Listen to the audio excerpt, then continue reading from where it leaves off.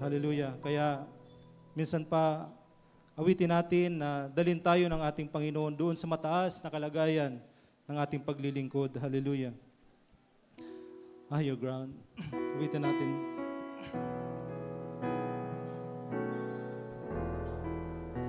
Praise God.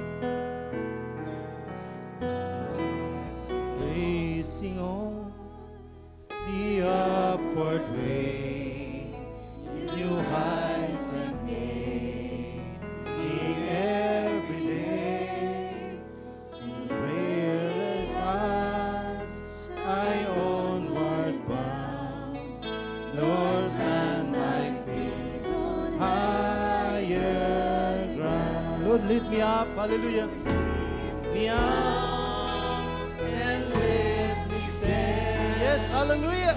Stable heaven, stable land, a higher plane than I have found.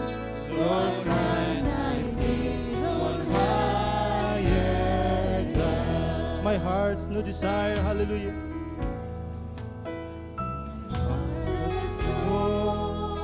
Desires to stay where doubts arise, can fear dismay, sound is well, great news abound. My prayer, my aim is higher. Yan ang aming panalangin, Panginoon. Hallelujah. Sa umagang ito, hallelujah. Tayo mix na tayo, hallelujah. Tayo, awitan natin ang ating Panginoon sa umagang ito. Hallelujah. Heaven stable and a higher name than I have found. Lord, plant my feet on higher ground. I want to scale, hallelujah. I want to scale the utmost high, where thou shalt be, oh glory bright. Let's see thy way till when I'm found. Lord, let me to higher ground. Hallelujah. Lift me up and let me stand. Yes, Lord.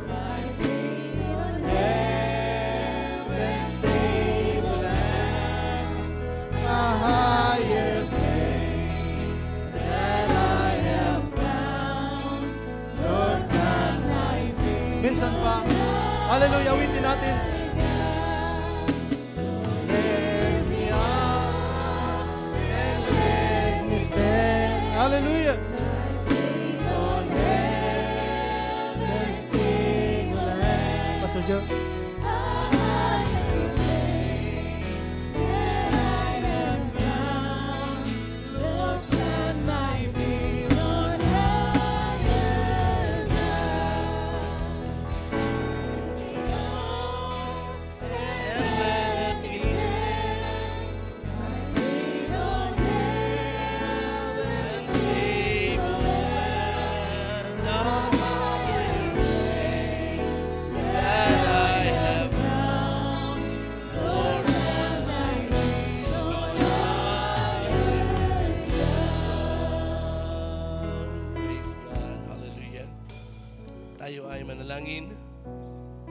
Aming Diyos, purihin ka sa iyong mayamang biyaya sa buhay ng iyong mga anak, sa lahat ng tao na iyong nilikha ayon sa iyong layunin, O Diyos.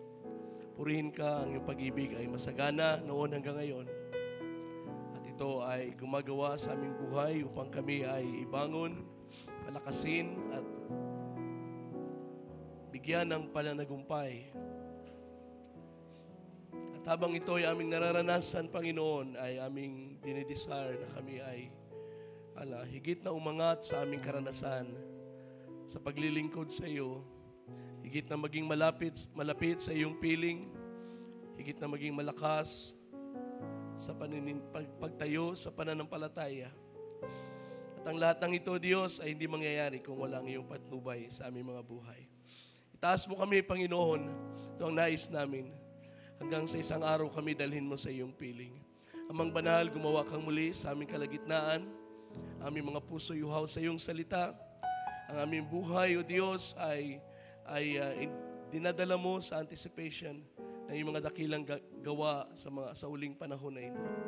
Panginoon, ang sanglibutan na aming kinabubuhay, ang panahon na aming kinabubuhay ay puno ng kasamaan. Salamat sa iyong liwanag, sa liwanag ng iyong salita na gumagabay sa amin. At nawa sa umagang ito, gayon din ang iyong gawin, Panginoon. Ibigay mo ang iyong salita na magiging tanglaw sa aming mga paglakad upang maitama namin ang dapat naming maitama sa iyong harapan at ikaw ay umani ng kaluwalhatian.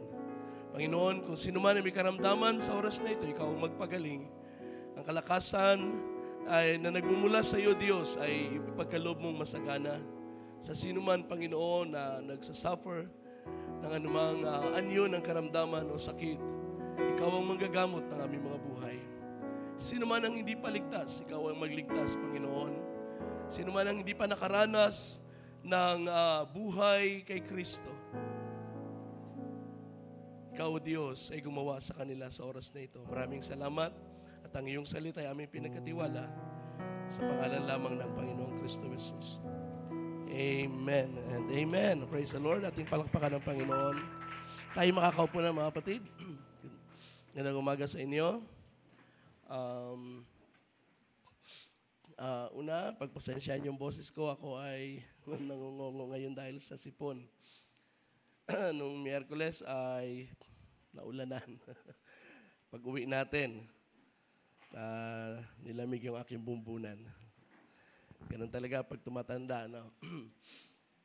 So, medyo may ubo ako, kaya kung ako ay uubuhin habang nagsasalita, ay pagpasensyahan niyo na lang. Ganun pa man, ay Diyos ay nagbibigay sa atin ng mga pananagumpay. Salamat sa patuloy na paggabay ng Panginoon. At totoong marami tayong mga problemang hinaharap, bawat pamilya, bawat individual. Subalit ang Diyos ay laging nariyan upang gumabay sa atin. Okay? At gusto kong sana mag-break sa ating series sandali, pero nakita ko na sayang naman na hindi natin tapusin ngayon ang huling bahagi ng Book of Samuel. So tayo ay nasa part 9C ng ating series. Magandang umaga pala sa ating mga panauhin. Salamat sa inyong pagparito at pakibahagi sa amin. Kami po ay nag-aaralan ng salita ng Diyos ngayon. At kung ito ay medyo sabihin nating maraming pagbabasa, ay pagtiisan lang po ninyo. Ako'y umaasa na ito ay magiging pagpapala sa inyo rin, katulad sa aming lahat. Kami ay nasa isang series at ito ay part 11 ito, part 9C. We're talking about the testimony of the scriptures, ang patutuon ng kasulatan. Ng ating goal ay makita kung paanong pinatutuhanan ng scripture o ng kasulatan ang ating Panginoong Hesus, paano siya ipinakikita sa mga aklat ng Biblia, specifically sa mga aklat sa Lumang Tipan. So, in-explore natin ito book by book from Genesis hanggang sa aklat ng Malakay. So, yan ay may mahabang series. At I think this will be my longest series na aking gagawin para sa pagtuturo, pangangaral ng salita ng Diyos. Ito ang ikatlong bahagi ng Book of Samuel. So, sa unang bahagi, in-explore natin ngayon ang 1st and 2nd Samuel. Nakita na natin ang unang bahagi. At sa ikalawang bahagi ay nag-focus tayo kay Haring David. At ngayon naman, tayo ay titingin sa tinatawag na Davidic Covenant.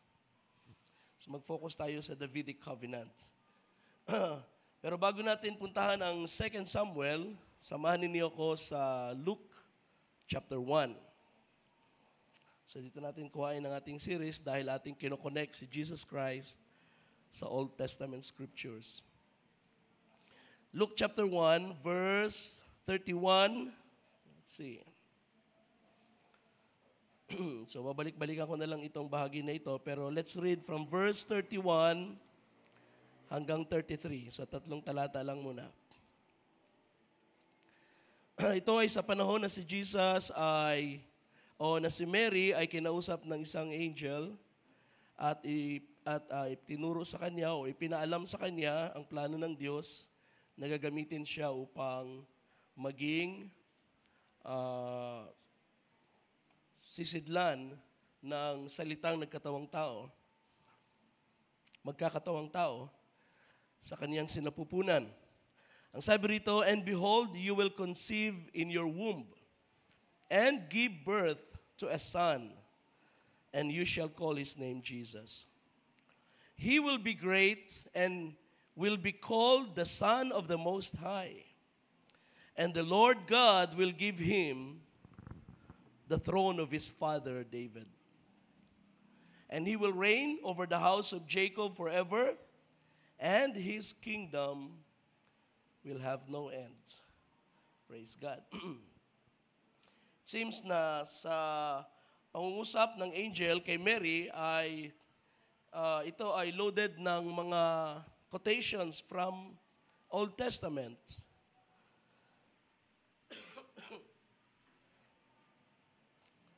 At dito pa lamang ay makikita natin na marami ng mga references sa Old Testament na kinote ng angel kay Mary para ipakita na ang batang ito na lalaki sa womb ni Mary ay anak ng Diyos, anak ng kataas-taasan, at siya ay dumarating sa lupa upang ganapin ang maraming mga hula sa lumang tipan. So every time na ang New Testament ay nagko-quote ng either verse or sometimes isang sentence lang or sometimes isang phrase lang or even a word, every time na yan ay makikita nyo sa script sa New Testament at ito ay kino-quote from the Old Testament, ipinapakita ng Biblia na ang Old Testament Scripture at ang New Testament Scripture ay hindi magkahiwalay. Ang Old Testament Scripture ay mga prophecies na nangangailangan ng kaganapan at ang Panginoong Hesus ay dumating upang ganapin ang mga hula. Si Kristo ang personification ng lahat ng mga prophecy sa Old Testament. That is why ang pinaka-fitting, pinaka-naaangkop na expression na ating mababasa sa Gospels about the Lord Jesus Christ ay yung sinabi ni John, "The Word became flesh." Sa John 1:14. Sapagkat hindi lamang ito tumutukoy sa salita na nasa pasimula na sumasa Diyos, na sa pamagitan ng salitang ito ay nilikha ng Diyos ang langit at lupa. Ang John 1:14 ay nag-i-imply din, nagbibigay rin na implication na ang batang iluluwal at lalaki at kikilalaning anak ng Diyos ay fulfillment ng salita. Kaganapan ng salita ng Diyos na una nang ibinigay sa mga propeta sa lumang panahon. So hindi natin yan mapapaghiwalay, mga kapatid. Kaya si Jesus, sa ating unang tekstong ginamit, ay pinakita niya, inaffirm niya ang mga Hudyo ng kanyang sabihin, "Sinasaliksik niyo ang kasulatan, sapagkat dito ay iniisip ninyong mayroon kayong buhay na walang hanggan." At ano ang affirmation ni Jesus? Ang mga ito ang siyang nagpapatotoo tungkol sa akin. And the only reason and isa sa matibay na basihan ng sabihin natin convincing factor kung bakit yung mga tao na katulad ni Peter, James, John ay sumampalataya at naniwala kay Jesus ay dahil nakita nila na ang buhay ni Jesus mula sa kanyang pakapanganakan hanggang sa kanyang ministry, hanggang sa kanyang kamatayan at pagkabuhay, ang buhay ng ating Panginoon ay gumanap ng kasulatan. Na-fulfill sa kanya ang mga salita ng hula. Kaya nang isinulat ang Gospels, katulad ng Gospel of Luke, ang idea ng pagkasulat ng Gospel ay para ipakilala si Jesus sa mga sa sanglibutan, sa mga tao, ipakilala si Jesus at kung bakit si Jesus ay nagkiklaim na siya nga ang Kristo, na siya nga anak ng Diyos, na siya nga ang Panginoon ng langit at lupa, sa pamamagitan ng pag-confirm ng kasulatan sa buhay niya.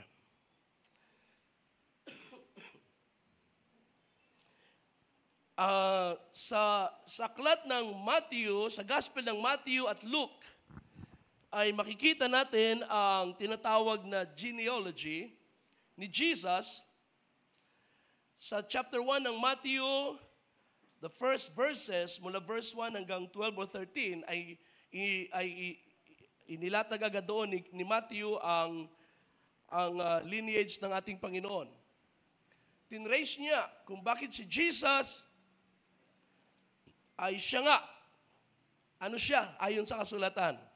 At sa genealogy na yun, ay makikita natin na tinrace ni Matthew ang genealogy ng Panginoon hanggang kay Abraham. Kaya if you will read Matthew chapter 1 verse 1, paano inintroduce ni Matthew si Jesus? Let me just quote this. Anong sabi rito? The record of the genealogy of Jesus, the Christ, the son of David, the son of Abraham. Okay? So, nang si Jesus ay dumating sa lupa, siya rin ang son of David. At yan ang isa sa bibigyan natin ng diin sa paksa na ito ng Davidic Covenant. Sa genealogy na ibinigay ni Luke, kung inyong ititrace sandali sa Luke chapter 3, may mark nyo na lang siguro, kung hindi naman natin babasahin lahat ito, but you can mark it in chapter 3 verse 23 hanggang 38. When he began his ministry, Jesus himself was about 30 years old, being, as was commonly held, the son of Joseph, the son of Eli, and so on and so forth. Hanggang sa dumating sa dulo, so ang account ni Luke ay paatras. Nagsimula siya kay Jesus, kay Joseph, and then kay Eli, na Eli or Heli sa ibang salin, ay I believe si Eli ay tatay ni Mary sa accounting ni Luke. Sapagkat ang accounting ni Luke ay ang dinaanan niya ay ang lineage ni Jesus through Mary.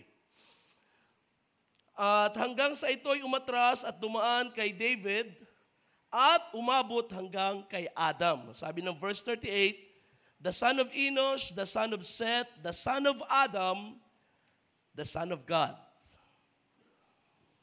So, ganoon tinrace ni Lucas ang lineage ni Jesus Christ sa laman.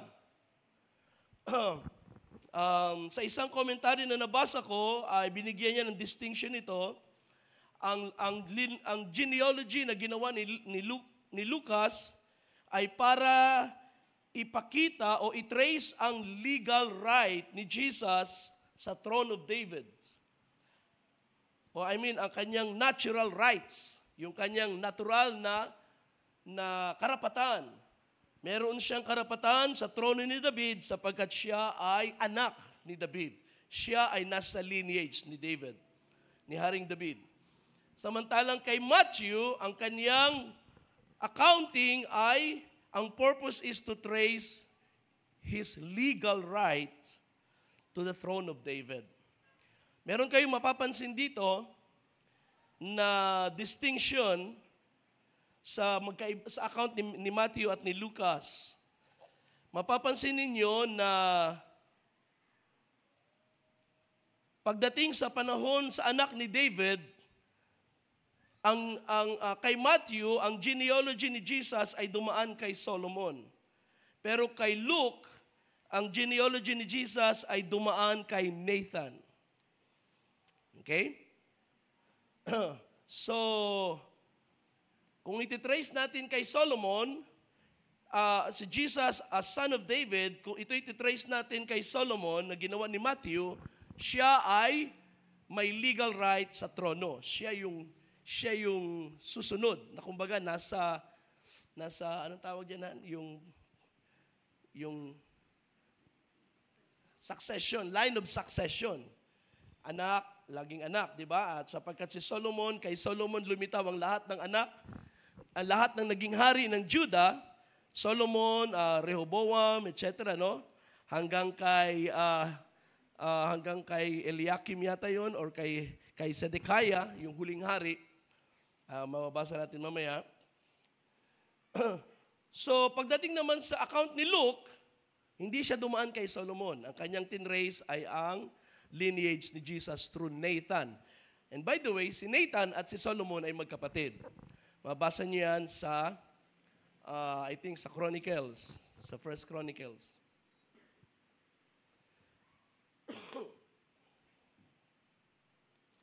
So sila ay magkapatid. Kung hindi ako nagkakamali, si King David ay merong 4 na anak kay Bathsheba.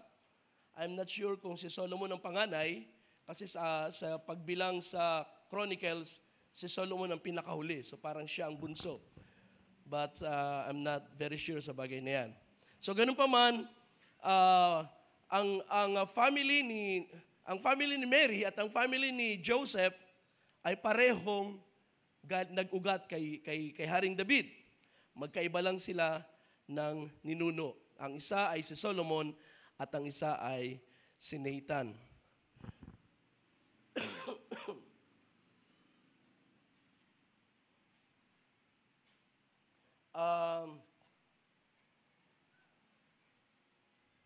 And then,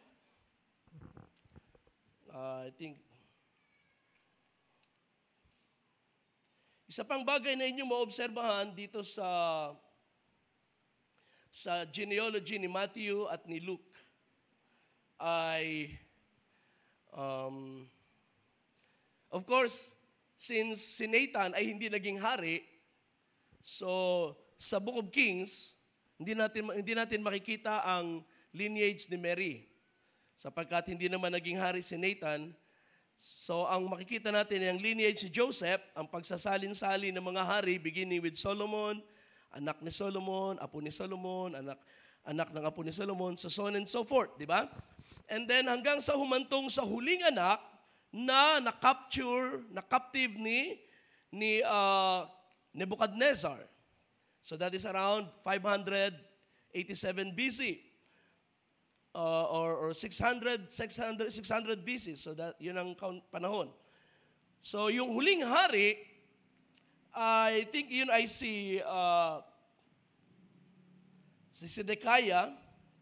So let me see. So yung huling hari ay si Zedekiah, and then after 70 years ng captivity, itong si King Cyrus ay hinipo ng Diyos na mga Hudyo ay payagan na i-rebuild ang Jerusalem at i-rebuild ang temple. At sila'y bumalik at na-appoint na governor sa Jerusalem ay si Shealtiel. Ang pangalan ay Shealtiel, na tatay ni Zerubbabel. So later on, ang pumalit kay Shealtiel ay si Zerubbabel. Si Zerubbabel ay kilala natin yan sa aklat ni Nehemiah, sa aklat ni Malakay, sa aklat ni Zechariah, kay Ezra. So naandun ang kanilang mga pangalan. Now, makikita natin ang pangalan na Shealtiel at Zerubbabel sa account ni Matthew at sa account ni Luke. So ibig sabihin, bumalik ang control, bagamat hindi hari, sapagkat governor lang appointment kay Shealtiel, bumalik ang pagkontrol ng family ni David, ng House of David, sa Jerusalem, pero hanggang 2 generations lang, hanggang kay Zerubbabel. And then afterwards ay hindi na natin matrace sapagkat naging silent na ang Bible sa mga sumunod na generation. Hanggang sa makita na lang natin na dumating na ang panahon para ang Panginoong Yesus ay ipanganak sa sanglibutan. So, ang karugtong ay dito na sa Matthew at sa Lucas. So, ang goal nito mga kapatid ay para i-prove sa atin na si Jesus ay son of David, anak ni David. Ibig sabihin, descendant, seed of David. Siya ay galing kay Haring David, at kung ang kingdom ay marirestore sa panahon ni Jesus, then He will be the king. He will be the one to sit on the throne. He has the legal right as son of David. Okay? So that is the idea. Subalit, ang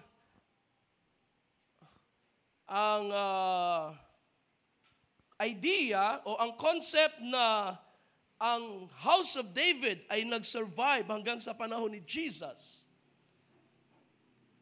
that in itself is I would consider a work of God. I would consider a miracle and a work of God.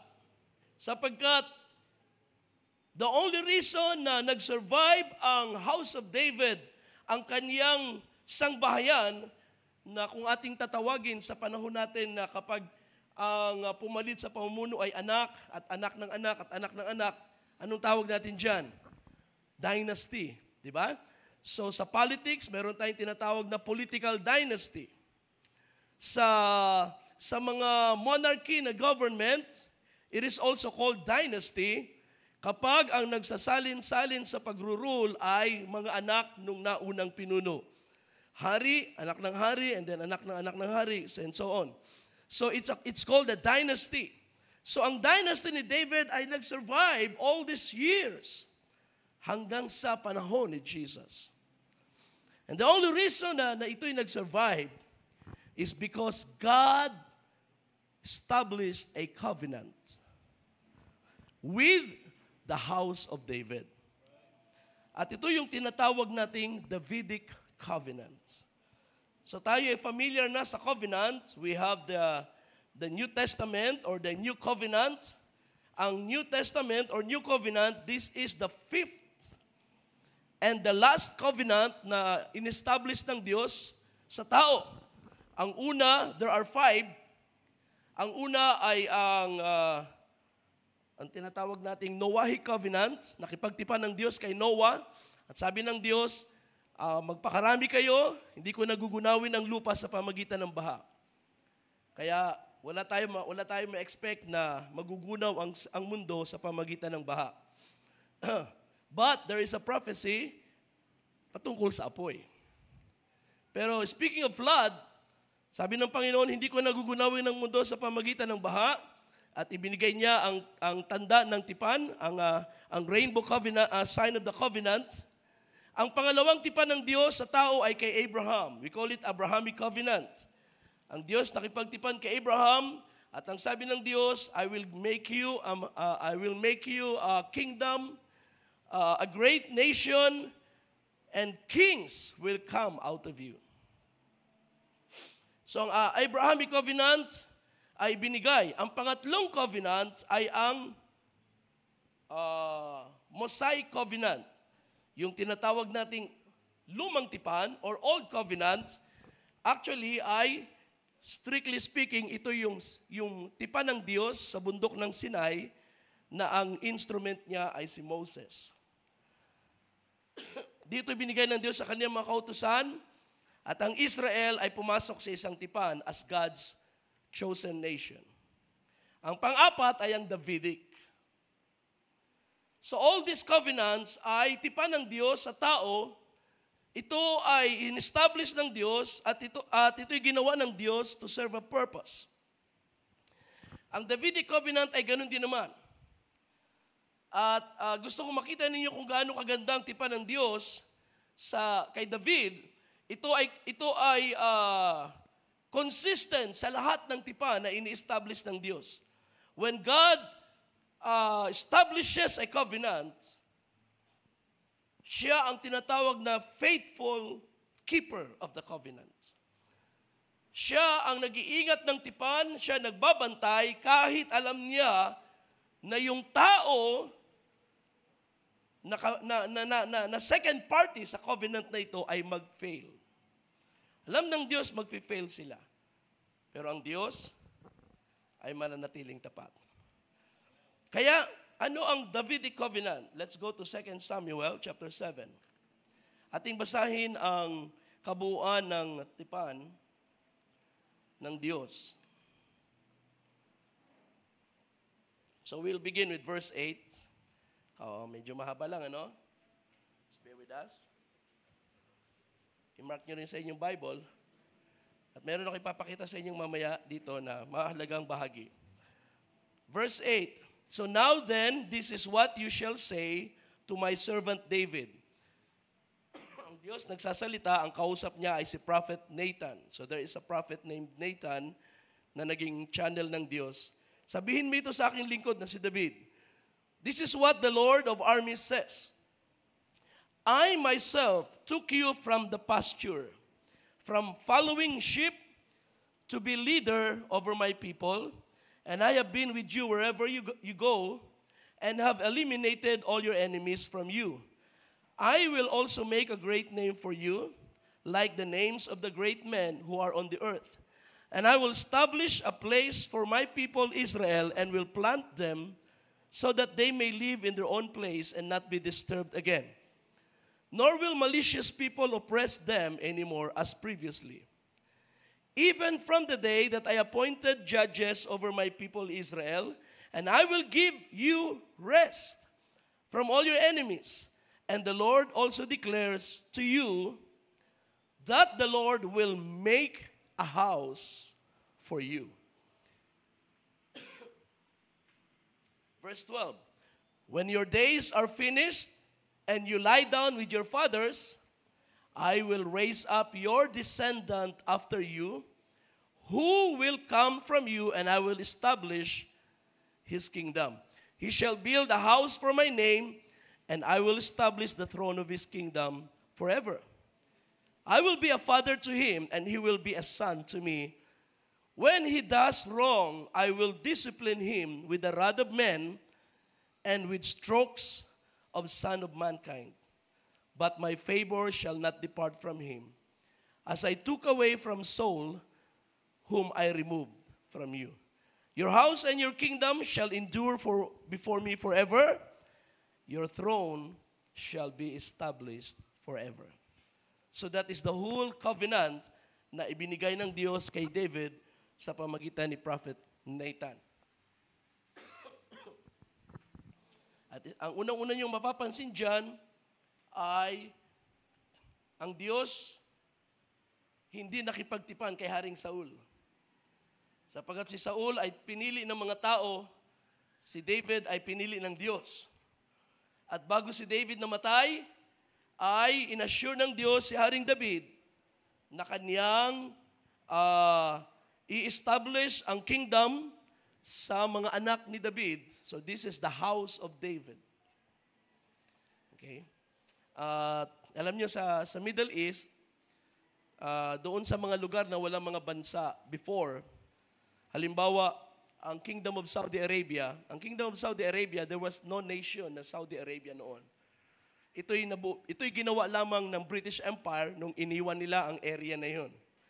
Doon sa area na yon na tinatawag na Kingdom of Saudi Arabia, yan ay lugar na kung saan maraming clans, maraming tribes. Ang tawag doon ay house.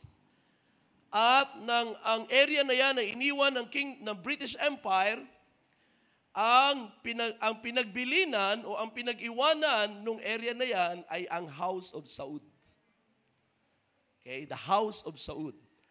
And until this time, ang House of Saud, sila ang nagro-rule sa lugar na yan. It's a dynasty. Although hindi ito nagsalin-salin sa anak-anak, sometimes sa anak, pero sometimes ang kingdom ay binibigay sa kapatid or sa kung sino man, but not necessarily anak. But the house of Saud rules over the kingdom of Saudi Arabia. So, in a similar way, ang Israel ay ipinagkatiwala ng Diyos sa kingdom o sa house of David. At marami tayong pwedeng i-quote about the house of David, pero siguro sa ibang panahon ko yan i-discuss sa inyo. Mag-focus tayo sa covenant na ito. Ipinagkatiwala ng Diyos ang ang Israel as God's people sa pamumuno ng bahay ni David. His chosen servant. Tinawag niyang my servant. And so, para ito ay establish, God confirmed a covenant. Nag-establish ang Diyos ng tipan kay David na ito'y gagawin niya kahit wala na siya sa mga anak ni David, sa bahay ni David, ay hindi mawawala ang hari sa mga panahong darating. Isa sa pinakamagandang promise ng Diyos dito ay yung sinabi sa verse 16, your house and your kingdom shall endure before me forever. Your throne shall be established forever. So it is safe to say na kahit anong mangyari sa sanglibutan, ang kingdom o ang house of David ay hindi mawawala. Ito'y pangako ng Diyos.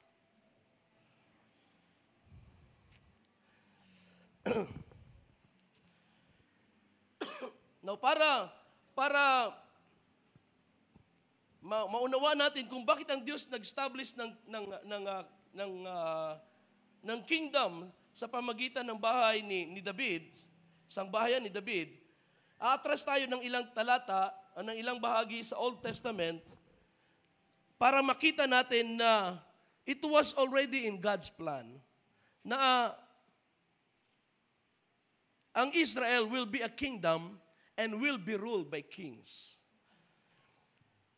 As early as the time of Abraham, sa Genesis 17, ay binanggit na ito ng Diyos.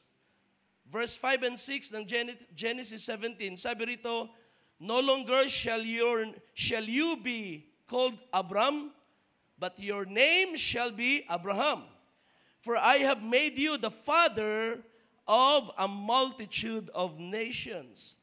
I will make you exceedingly fruitful. I will make nations of you, and kings will come from you. The same promise ay kinonfirm ng Diyos kay Jacob sa Genesis 35 verse 11. God also said to him, I am God Almighty, speaking to Jacob, be fruitful and multiply, a nation and a multitude of nations shall come from you, and kings shall come from you.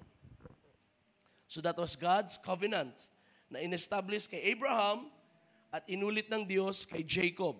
Inulit din ito ng Diyos kay Isaac, of course. That's why meron silang tinatawag na the God of Abraham, Isaac, and Jacob.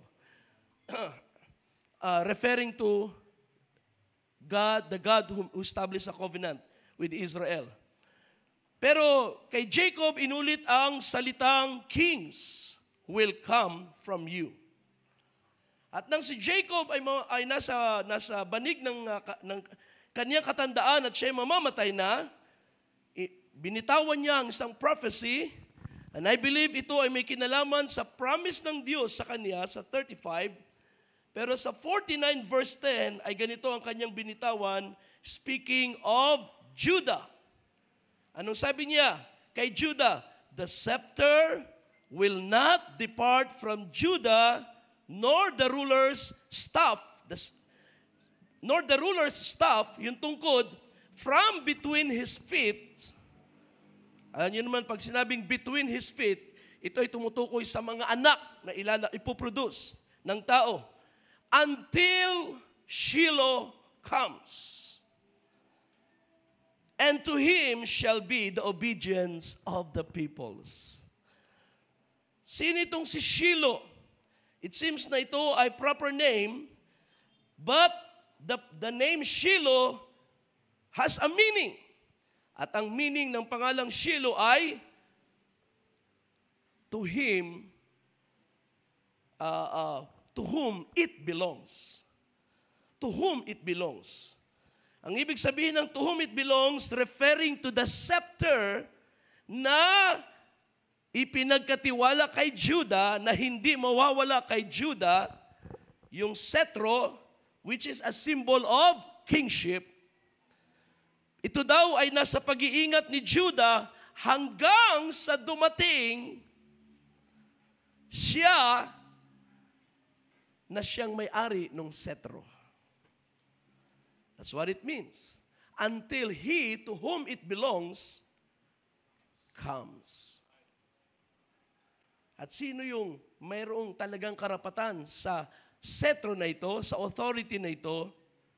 Yan ang dinevelop sa Old Testament scriptures na ngayon ay kilala nating Jesus, the son of David, the son of Abraham. Okay?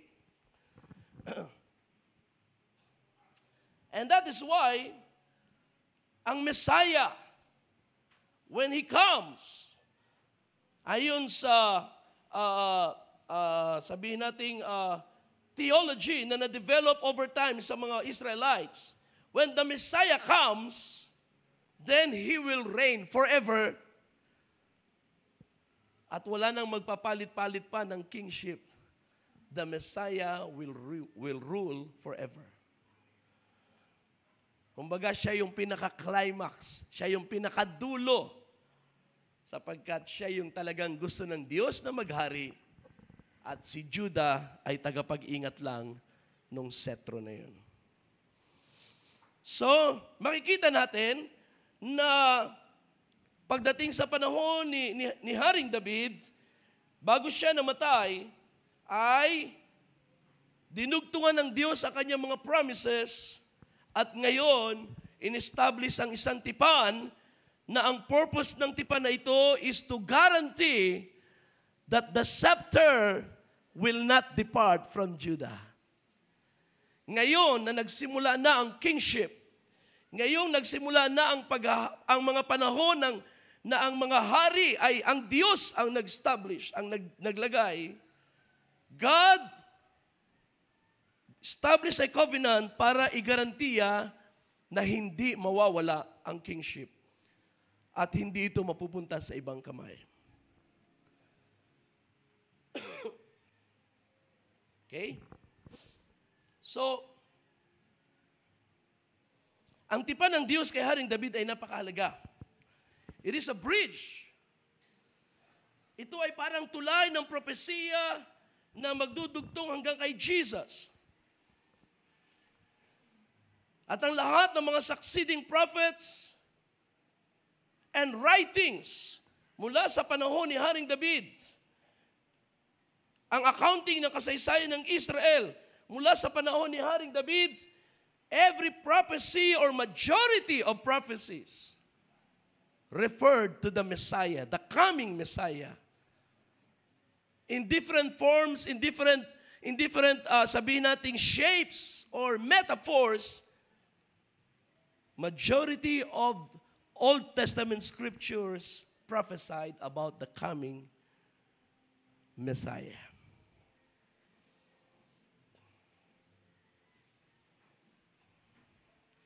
Before the time of David, ang konsepto ng Messiah ay hindi connected sa kingship. Ginamit ang salitang anointing when referring to priesthood. In-anoint ang mga priest to serve in the house of God. Pero simula sa panahon ni David, nang si David ay makilala as God's anointed.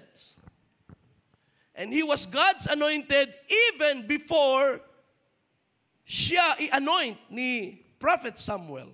He was already the anointed one. Anong ibig sabihin nun? The chosen one. And towards the death, sa dulo ng buhay ni David, and afterwards, dahil sa mga failures ng mga kings, lalong lumakas ang clamor ng mga Israelites para sa Messiah, para sa seed of David, sapagkat binitawan na ng Diyos sa kanyang tipan. Nakita nila ng mga anak ni David from Solomon hanggang sa mga sumunod na naghari, totoo sila ay seed of David sa natural na kapanganakan. And yet they failed. Kaya every time na ang mga hari na ito'y nag-fail, lalong nabubuhay at lumalakas ang hope ng mga Israelites na ang Messiah ay hindi pa dumarating. The seed of David, the son of David ay hindi pa talaga dumarating at siya ay darating pa lang. Ang lahat ng mga dumating na mga anak ni David na naghari ay hindi pa ito ang son of David na inihula sapagkat lahat sila ay nag-fail. And so they look forward to the coming one. The chosen one, the anointed one, the Messiah. Kapag dumating yun, then the kingdom is secured. The kingdom is restored, secured, and Israel will be at peace. Hindi nyo ba napapansin mga kapatid na ang tagumpay, ang magandang kalagayan ng bansang Israel from this point forward, nakadepende sa success ng House of David. If the House of David fails, the nation fails. Kaya inihintay nila ang pagdating ng Messiah. Kailan darating ang Messiah? Marami nag-claim pero hindi pa rin iyon. Kaya lang, nung dumating na yung totoong Messiah, nireject naman nila.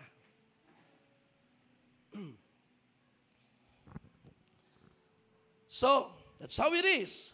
That is why ang tipan ng Diyos ay napakahalaga, because this will be a central theme sa maraming mga aklat na darating na isusulat ng mga propeta.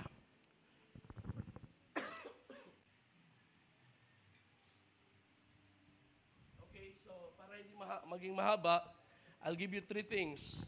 Una, ano ang role ng Diyos sa covenant na ito?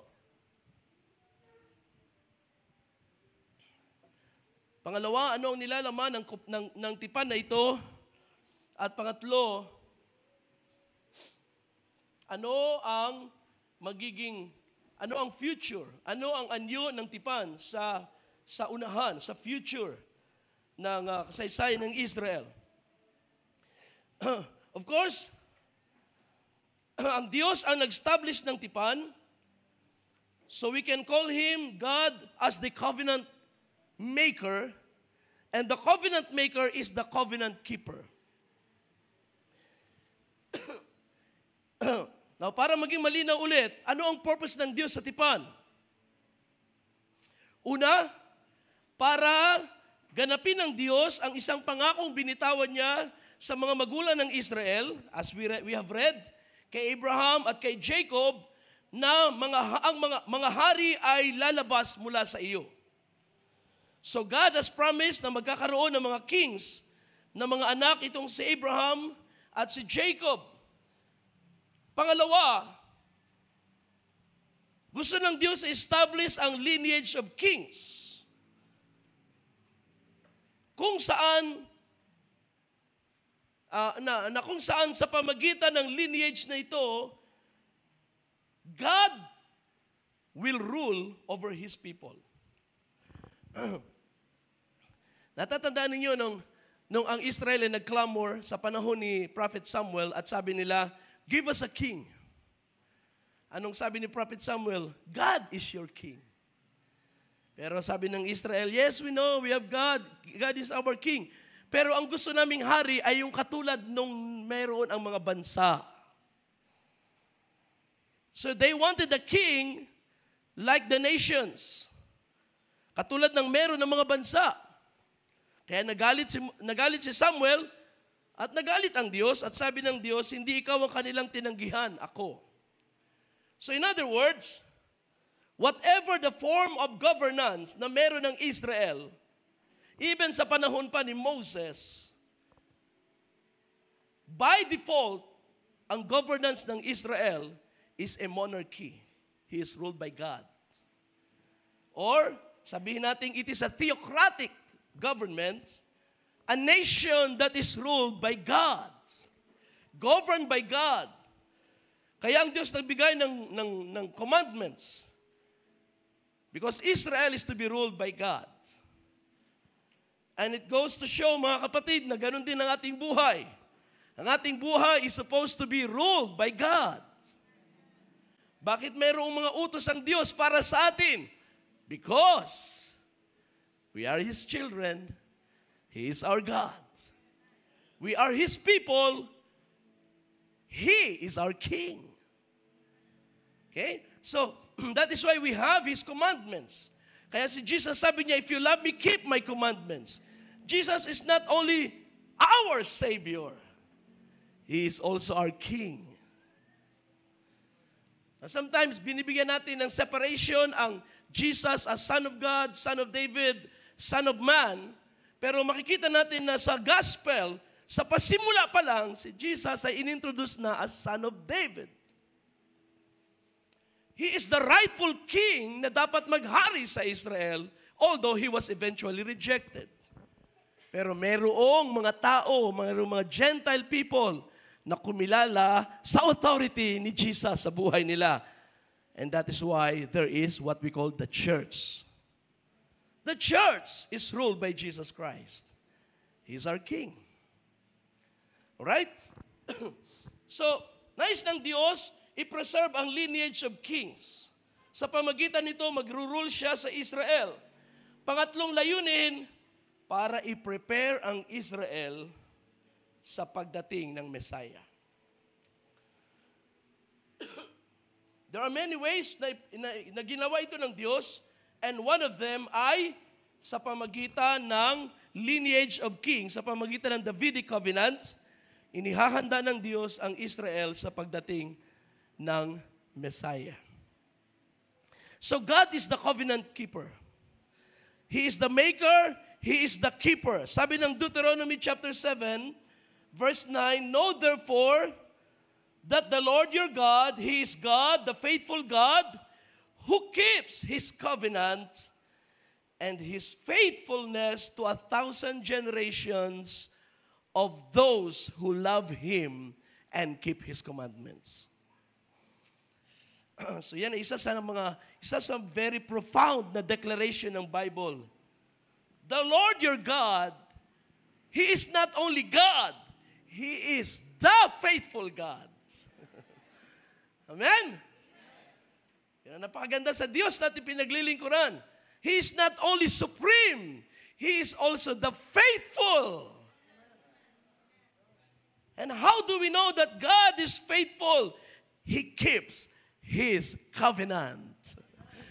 You see, mga kapatid, and that is why every time na ang Diyos ay may bayan na identify sa lupa, that people is always under a covenant with God. So nakita natin si Noah, nung siya ay nagparami sa lupa after ng flood, siya ay nasa ilalim ng tipan ng Diyos. Nakita natin si Abraham, sa pasimula ng buhay ni Abraham na ini-establish pa lang ang patriarchy ng Israel, si Abraham ay nasa ilalim ng tipan sa Diyos. Nang ang Israel inilabas ng Egypt, dinala muna sa Sinai bago pumasok sa Promised Land. Para ano? Para i-establish na kung sila nga ay bayan ng Diyos, sila ay dapat nasa ilalim ng tipan ng Diyos. Kita ninyo? Kaya pagdating sa bagong tipan, bago lumitaw ang church, bago nabuhos ang dugo ni Kristo sa Kalbaryo, bago bumuhos ang Espiritu at lumitaw ang iglesia ng Panginoon, the true church, in-establish muna ni Jesus sa huling gabi niya sa lupa ang bagong tipan. inoffer niya ang tinapay sa kanyang mga disciple at ang isaro ng alak. Anong sabi niya? Ito ang bagong tipan. Hallelujah. Sa ilalim ng aking dugo. There is no people of God on earth outside of God's covenant. Kahit anong claim ng mga tao na sila ay anak ng Diyos, na sila ay mga tao rin ng Diyos, na sila ay may takot din naman sa Diyos, if you are outside of the covenant, you do not belong to God. Now, if you want to belong to God, then pumasok ka, makipagtipan ka sa Diyos. Amen. Diba? Katulad yan ng common na joke sa mga kabataan eh. Minsan may mga nagsasabi na, boyfriend ko yan eh. Kaya lang di niya alam. Ibig sabihin niya, sa kanyang sarili, nagkiklaim siya na boyfriend siya nung isang lalaki, or may relasyon sila nung lalaki, pero in reality, it does not exist. So, anumang relasyon na hindi totoo ay walang claim. Walang claim, walang karapatang mag-angkin. In the same way that si Jesus, kung siya ay Panginoon at kung siya ay Diyos ng ating buhay, then yan ay may bisa lamang ang iyong claim kung ikaw ay may tipan sa Kanya. Amen? Paano tayo pinagtibay sa tipan sa Diyos, sa ating Panginoong Hesus, sa bagong tipan? Tayo ay tinawag ng Ebanghelyo, inutusang magsisi sa ating mga sala, at magpabautismo sa pangalan ng Panginoong Hesukristo. That's how you enter into this covenant. Yan ang provision ng Diyos sa New Testament. Kaya sa panahon ni David, ang bahay ni David, si David tinawag na my servant ng Diyos. At ang kaniyang mga anak ay tinawag ng Diyos na my sons.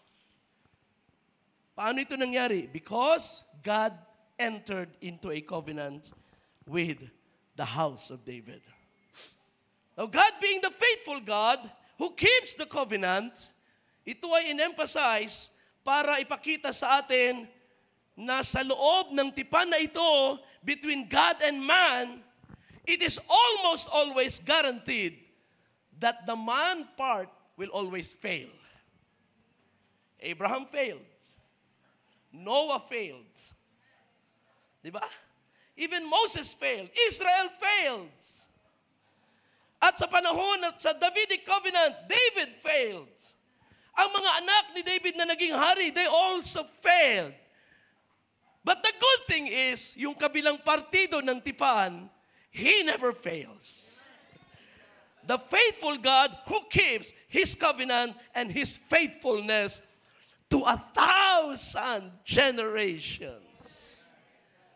It's the same way as saying forever. Because kung kibibilangin natin ang generation ng tao, sabihin na natin from Adam to the present generation, ilang generations na ang lumipas, hindi pa yan umabot ng 1,000 generation mula sa panahon ni Adam. In other words, ang katapatan ng Diyos, hindi natin kayang ubusin. Hindi natin kayang sagarin ang katapatan ng Panginoon because there is no family on earth that can extend to 1,000 years of generations. No family. And that is why we call Him the faithful God. Amen? The faithful God who keeps His covenant. So, in-establish ang salita na yan para i-anticipate na sa loob ng tipan, ang mga tao na katipan ng Diyos, they will always fail. But the God who made the covenant, He will never fail. Tingnan ninyo ang magandang salita ni Prophet Jeremiah. It's the word of God through the Prophet Jeremiah, chapter 33. Let's begin with from verse 14.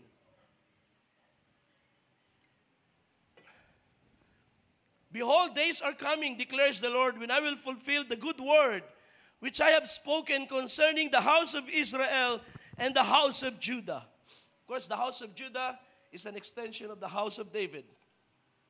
In those days and at that time, so it's a future event, I will make a righteous branch of David sprout. Palilitawin ko ang isang matuwid na sanga ni David. Usbong ni David. And he shall execute justice and righteousness on the earth. In those days, Judah will be saved, and Jerusalem will live in safety. And this is the name by which it will be called, the Lord is our righteousness. For this is what the Lord says, David shall not lack a man to sit on the throne of the house of Israel. So it's another statement referring to the Davidic covenant. Si David daw ay hindi mawawala ng lalaking uupo sa trono. Napakasarap na garantiya, mga kapatid. Kung ito sabihin sa inyo sa oras na ito ng Panginoon at sabihin na naalala nyo nang si Simeon ay naghihintay sa promise ng Panginoon. Anong sabi ng Panginoon anong sabi ng Holy Spirit kay Simeon? Hindi ka mamamatay hanggat hindi mo nakikita ang Kristo ng Diyos. Yung baby pa yun, ha? So, si Simeon naman ay umasa. Imagine mo, matanda ka na, pagod na ang katawan mo, pero hindi ka nawawalan ng pag-asa. Bakit? Dahil mayroong sinalita ang Panginoon para sa iyo. Panginoon, ibig mong sabihin, kahit gaano ko katanda, basta't hindi ako mamamatay hanggat hindi ko muna nakita ang anak mo. Kaya, kung meron kang salita na ganon, alam mo na araw-araw, kahit gaano kasakit ang katawan mo, gigising ka. Kahit hirap ka ng huminga sa gabi, matutulog ka, babangon ka, sapagkat hindi mo pa nakikita ang anak ng Diyos. Hindi pa naganap ang pangako ng Panginoon sa buhay mo. Yun ang ibig sabihin ng kagandahan ng promise ng Diyos. He is the faithful God who keeps His promise. David shall not lack a man to sit on the throne of the house of Israel. And the Levitical priest shall not lack a man before me to offer burnt offerings, to burn grain offerings, and to prepare sacrifices continually. O, pansinin niyo ang dalawang statement na yan, referring to the house of David and the Levitical priesthood, the house of the priesthood. Ano ating makikita? Well, sa opening ng Gospels, towards the coming of the Messiah, the branch of David, anong ating nakita? Even ang priesthood ay nag-exist. Diba? Kaya nga ang aklat ng Luke, hindi nagsimula ang storya kay Jesus, nagsimula kay John the Baptist. At si John the Baptist ay anak ng isang priest, si Zacarias. At si Zacarias ay kinausap din ng anghel na ikaw ay magkakaroon ng anak sa iyong katandaan, tatawagin siyang John, and he will be a mighty prophet. So sa dalawang lineage na ito ng House of David at ng Levitical priest, sabi ng Panginoon, hindi mawawala ng lalaki sa dalawang lineage na ito hanggang sa ang promise ng Diyos ay mangyari. Kaya, it happened as God promised. And the word of the Lord came to Jeremiah saying, this is what the Lord says. If you can break my covenant for the day and my covenant for the night, so that day and night do not occur at their proper time. Ano yun? Ang covenant na yun ay referring sa Genesis, nung sabihin ng Diyos, ang araw ay magbantay sa daytime at ang buwan at ang mga bituin ay maging liwanag sa nighttime. Binigyan sila ng command, ng instructions, at mula noon hanggang ngayon ay ganun pa rin. Ang tipan ng Diyos ay hindi nagbago. Kahit gaano kasama ang panahon, alam natin ang bagyo ay lumilipas. Ang araw ay nariyan pa rin at sumisikat. Yun ang ibig sabihin ng Diyos dito. If you can break my covenant, sabi sa 21, then My covenant with David, my servant, may also be broken, so that he will not have a son to reign on his throne, and with the Levitical priest, my minister. As the heavenly lights cannot be counted, and the sand of the sea cannot be measured, so I will multiply the descendants of my servant David and the Levites who serve me. Nilagay ng Diyos ang garantiya ng kanyang pangako sa kanyang creation sa langit, ang araw at ang buwan, kung gaano katapat ang tipan ng Diyos sa mga creation na yan, ganun din katibay ang pangako ng Diyos sa bahay ni David. That's the guarantee. At alam niyo ba, kung gaano katibay ang guarantee na yan, mga kapatid? Ang tipan, ang covenant ng Diyos sa araw at sa buwan is so consistent na ang mga scientists, what do we call them? Meteorologists, na nagbibilang ng cycle ng moon from new moon to full moon to last quarter, etc. At tumitingin sa cycle ng weather and all these things. The covenant of God is so consistent na kayang i-predict ng mga scientists kung kailan sisikat ang araw sa specific day 100 years from now.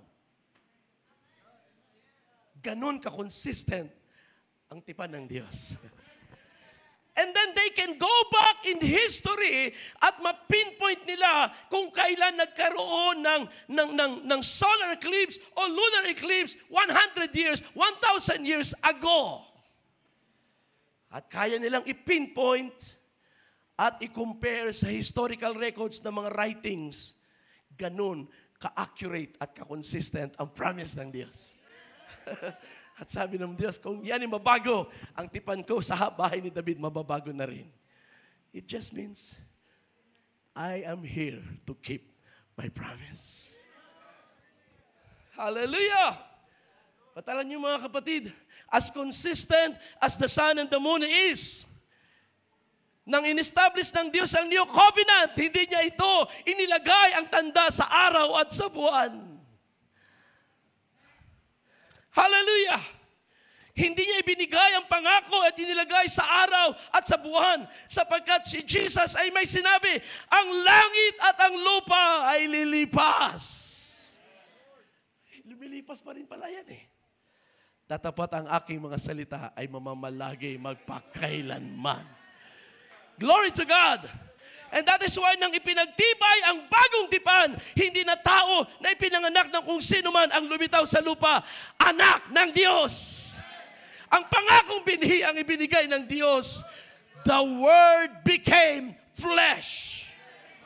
Glory to God. At nang ang Word ay nagkatamang tao, ay pinakilala siya as Son of David, Son of Abraham, the seed of the woman. Pero ang tipan ay pinagtibay ng ang ating Panginoong Hesus pinatay, and on the third day, He rose again. At anong sabi ng Panginoon? I am He who was alive and was dead. And now, I live forevermore.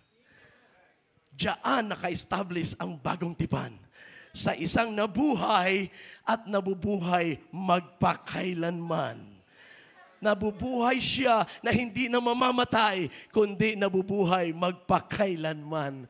Kay Kristo in-establish ang bagong tipan. Ganon katapat ang Diyos sa kanyang mga salita.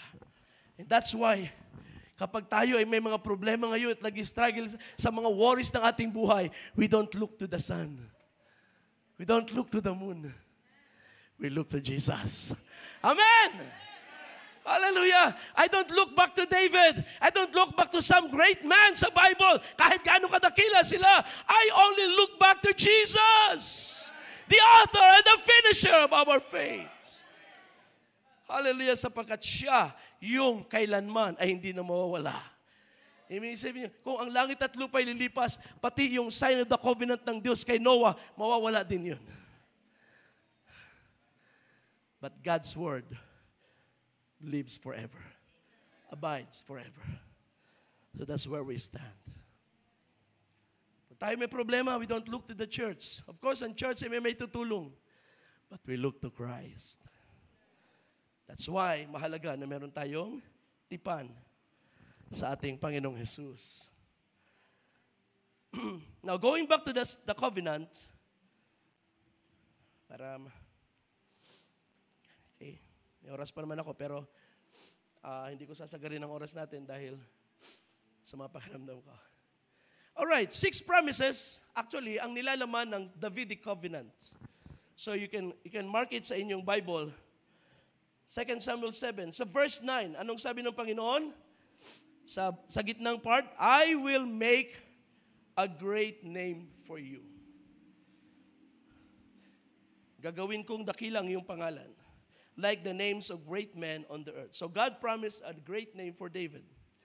Pangalawa, sa verse 10, I will establish a place for my people Israel and plant them, and they will, so that they may live in their own place and not be disturbed again. So God promised a safe, a secure place for Israel. That's why I believe na ang Davidic covenant ito ay extension ng Abrahamic covenant at ng Mosaic covenant. Sapagkat kasama rin dito ang promise ng Diyos para sa bayan ng Israel. Pangatlo, verse 11. Sabi rito, even from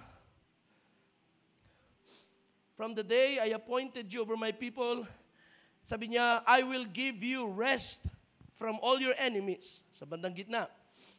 So that is the third promise. I will give you rest, David.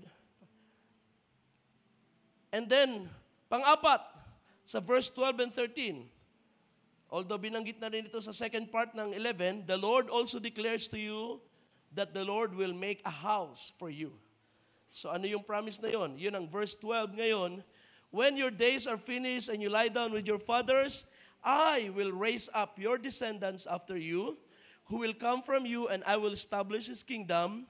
He shall build a house for my name, and I will establish the throne of his kingdom forever. So ito ay may specific reference sa anak ni David, si Solomon, na eventually siya ang nagtayo ng templo para sa Diyos. And then, ang mga hari ng Israel ay naging caretaker ng temple. Sila ay nakonect na sa templo. Wala silang karapatang mag-serve sa temple, pero sila ay mayroong obligasyong i-preserve at ingatan ang temple of God. Ano pa? Panglima, verse 14, God promised to adopt David's son. I will be a father to him, and he will be a son to me. When he does wrong, I will discipline him with the rod of men and with strokes of sons of men. But my favor shall not depart from him, as I took it away from Saul, whom I removed from you.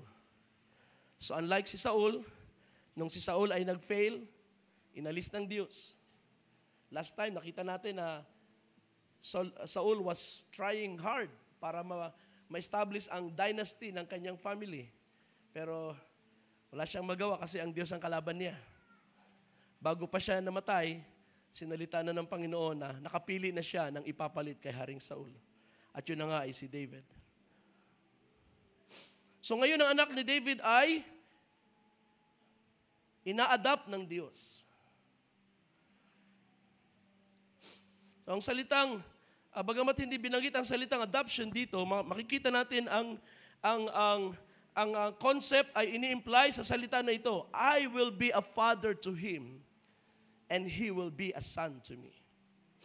So in other words, every time na merong lumuklok sa trono, kapalit ni David, so ang una ay si Solomon, the king, the person who becomes king after him, after David, becomes God's adopted son. So that is the idea. And then kapag si Solomon ay namatay, ang kanyang anak na papalit sa kanya sa trono, every man sa bahay ni David na uupo sa trono becomes adopted by God. And that is why ang monarchic kingdom ng Israel ay hindi sila yung absolute ruler, sila ay caretaker lang because they are directly accountable to God. Every king. Si Solomon ay hindi accountable kay David. Si Solomon ay accountable sa Diyos.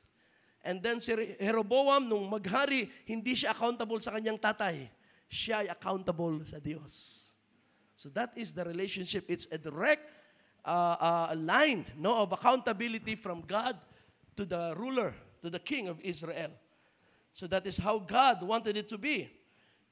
Sapagkat in this way, ay ini-establish ng Diyos na ang tunay na hari ng Israel ay hindi yung nakaluklok, kundi ang Diyos nila. And the whole nation is accountable to God as their king. And then ang pang-anim, ang sabi sa verse 16, your house and your kingdom shall endure before me forever. Your throne shall be established forever. So God gave the guarantee na itong trono na ito, itong kingship na ito, na ngayon ay nasa pangangalaga ng House of David, this is the final, sabihin natin, the final state. O baga, ito na talaga yung gusto ng Diyos na ma-establish. The kingship. Wala nang ibang king na papalit. Hindi katulad na from House of Saul, House of Kish, to House of David. Wala nang another house na magro-rule sa trono ni David, papalit sa trono ni David, at ang trono ni David ay nasa Jerusalem.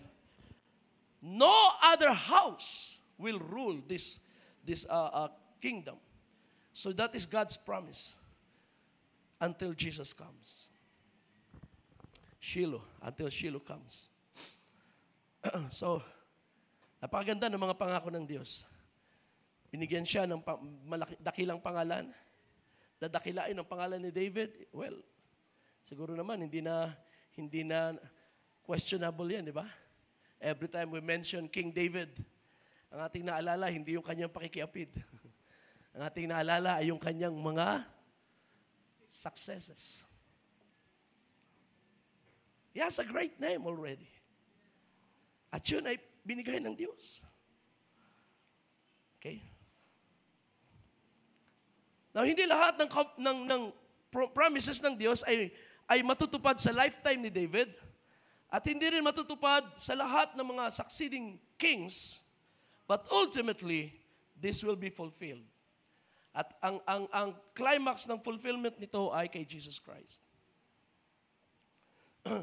Kaya, ang mga covenant na ito, sabi ko nga sa inyo kanina, ay salita ng Diyos, and yet, sa mga succeeding kings ng Israel, ng Judah ay namimiss ito ng Israel. Kung sila'y lumilingon sa salita ng Diyos sa tipan kay David, nakikita nila ang malaking pagkukulang. Ang mga hari ay nagfail. Kaya nga, ang Israel ay nagkaroon ng kauhawan sa paglitaw ng seed of David, son of David. Hanggang sa na-establish ang iba-ibang mga prophecy about the son of David. So para to pa rin ng Diyos, ang salita na ang bahay ni David ay magro-rule at hindi na mapapalitan. As I have said kanina, tinrace ang genealogy ni Jesus kay Matthew at kay Luke. Even sa panahon ng silent years, around 400 years na silent years ng Bible between Old and New Testament books, ang family ng House of David, ang lineage ng House of David ay nagpatuloy. At ito ay na-confirm natin dahil in-record ni Matthew at ni Lucas na buhay ang lineage. Hindi nawala ang lineage, it lives. At ngayon, ito ay nag-climax na kay Jesus Christ.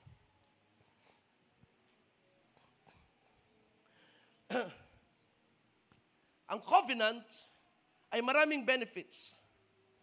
Pero kapag nag-fail ang bahay ni David, sabi ko sa inyo kanina, marami ritong effect. Nahati ang kingdom ng Israel into north and south sa panahon ni Solomon, sa panahon ng anak ni Solomon, precisely because nag-fail si Solomon sa dulo ng kanyang paghahari. Ang kanyang puso, nung siya'y bata pa ay malapit sa Diyos, kalaunan lumayo sa Diyos. Kaya ano nangyari? Nahati ang kingdom. Nung siya'y namatay, pumalit ang kanyang anak, pero hindi nagtagal, ang 10 tribes ay humiwalay sa house of Judah at nagdemand ng sariling hari sa north. Kaya, pagdating sa record ng 1st, 2nd Kings, makikita natin na merong king sa northern tribes at merong king sa Judah. Ang king sa Judah, ito ang lineage ni David. Ang king sa north, sa tinatawag na Israel, because they are 10 tribes, ay iba-ibang family. Ilang family ang nagsalin-salin doon, hindi ito nanatili sa isang household. Because God has no such covenant with those families. Samantalang sa Judah, nagstay lang ito sa house of David. Pero ang isang effect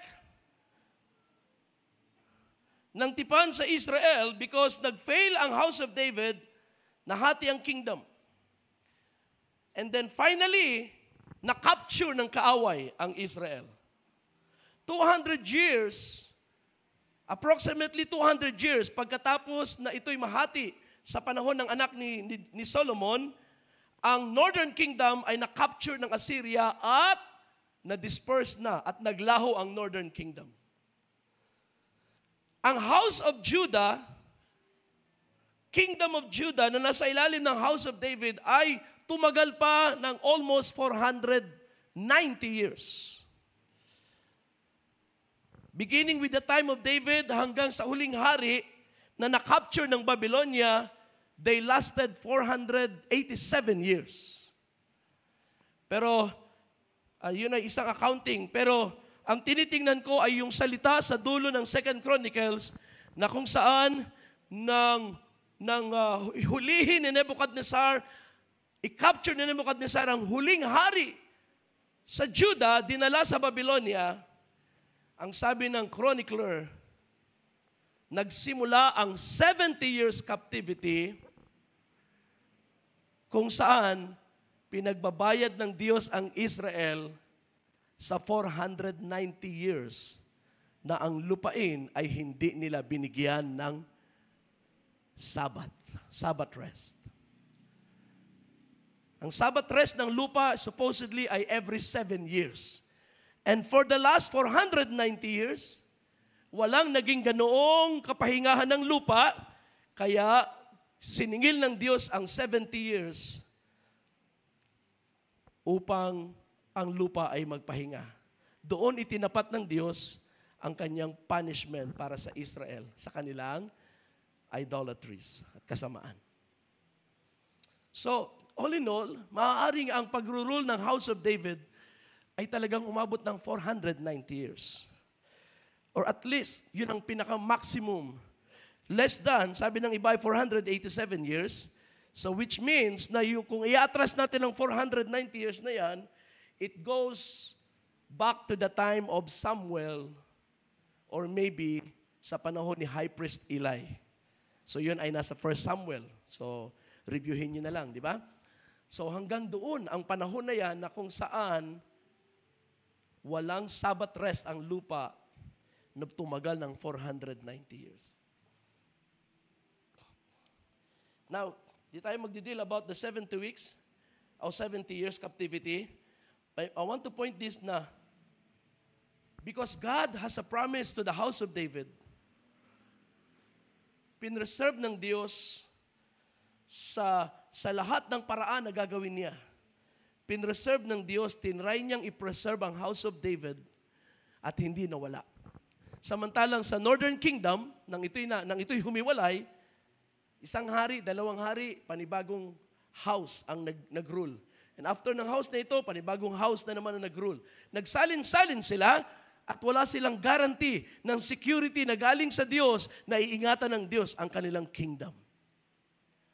The only reason na ang Northern Kingdom ay nagsusurvive is because may prophets like Elijah, Elisha.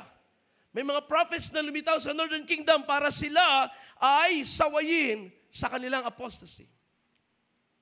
Pero umabot lang yun ng 200 years. But the house of David, ilang hari ang nag-fail. And yet, ang Diyos ay naroon, sinisikap, i-preserve. Because He is the faithful God. The keeper of the covenant.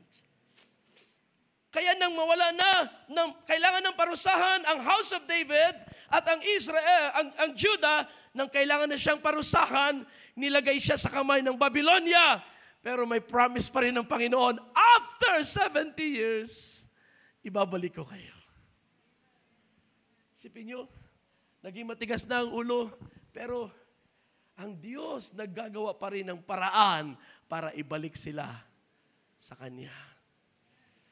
That's because God keeps His covenant. God keeps His covenant. That's why I'm saying this kapag may nababackslide ng mga kapatid, short of pamumusong. Hanggat ang tao hindi namumusong sa salita ng Diyos at kumakalaban sa pananampalataya, we can always pray and hope and cry out to God na ang Diyos ay may biyaya pa rin. Na sana hindi siya madatnan sa ganung kalagayan, ibalik siya ng Panginoon. Kung ang Diyos, ang taong yan at ang Diyos ay mayroong tipan sa kanyang buhay.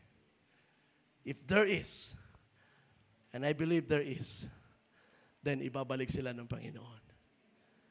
Maaring mahirap, maaring may punishment ang Diyos, then so be it. Because God is a righteous God.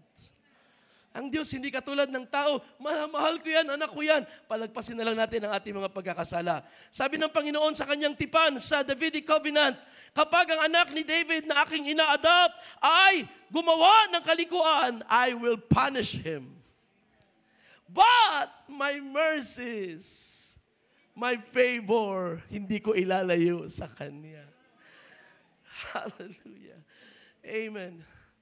Hindi ko ilalayo sa Kanya.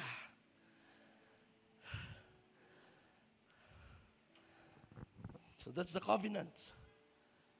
That is the covenant that God has established with Israel and with the house of David.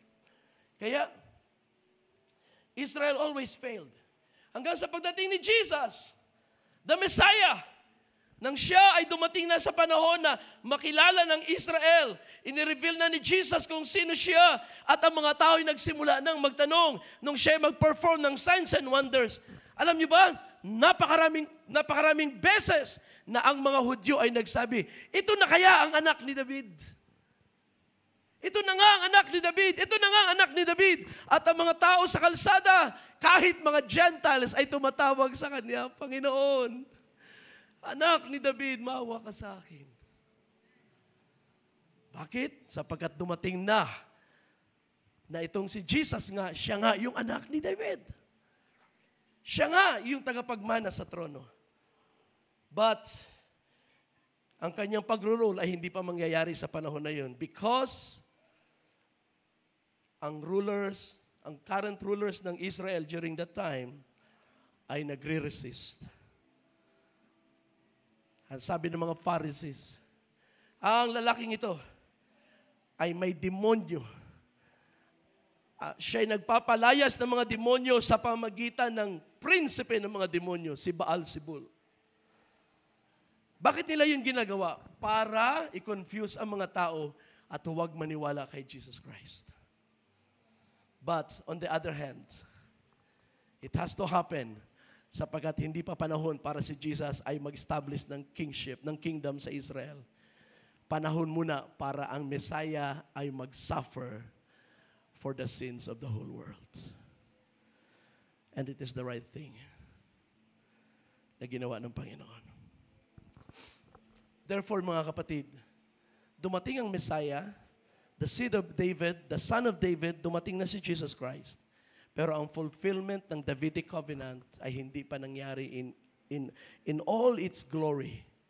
Ito ay mangyayari pa lang when Jesus comes again. Amen? That is why, hindi tayo naniniwala sa idea na pagdating ng dulo ng sanglibutan, gugunawin ng Diyos ang mundo at ang lahat ng anak ng Diyos dadalhin sa langit at sa langit na tayo maninirahan forever and ever. That is not the biblical view. Ang biblical view ay ito. Sa dulo ng panahon ng church age, si Kristo ay babalik at meron siyang susunduin ang kanyang church at dadalhin niya sa langit para magstay sa langit for the next 7 years. At yung 7 years na yon, ang nagaganap sa lupa ay tribulation. Hindi lang tribulation, restoration ng Israel, salvation ng Israel, and then great tribulation. Pagkatapos ng 7 years na yan, sabi ng Book of Revelation, babalik si Jesus Christ kasama na yung church na kanyang dinala sa langit.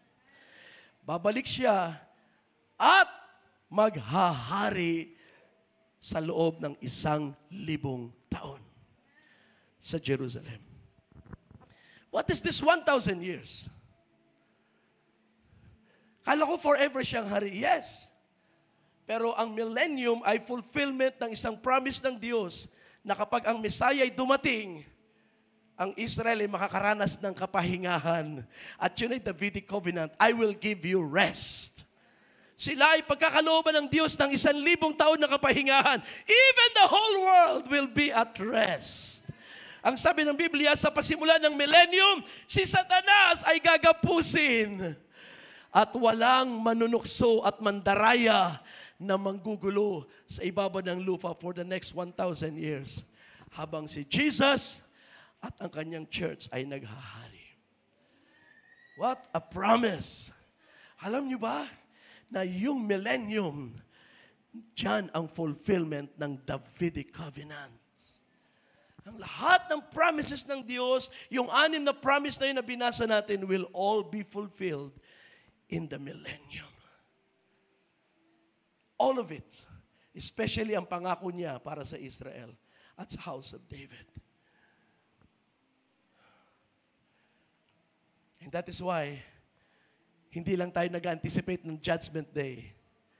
Nag-anticipate din tayo ng second coming of Christ para maghari sa lupa. At ang kagandahan sa paghahari na yon, ang church, kayo na mga tinubos ni Kristo sa sanglibutang ito, kasama niyang maghahari sa sanglibutan sa panahon na yon. Sino ang ating paghaharian? Well, ang sabi ng Bible, may mga taong dadami sa panahon ng millennium na kasing dami ng buhanginan sa tabing dagat. Sila, ang mga bansa na yon, ang paghaharian ni Kristo at ng kanyang iglesia. Now, there is a good thing, mga kapatid, sa future ng Davidic covenant, it will be fulfilled by Christ, but it will also be expanded by Christ. Samantalang, ang promise kay David at sa tingin ng Israel, sa perspective ng Israel, ang promise ay para lamang sa Israel, pero sa panahon na ito'y gaganapin ni Jesus, it is for the whole world. Ito'y para sa buong mundo. Hindi lamang ang Israel ang makikinabang, kundi ang lahat ng mga bansa. Amen.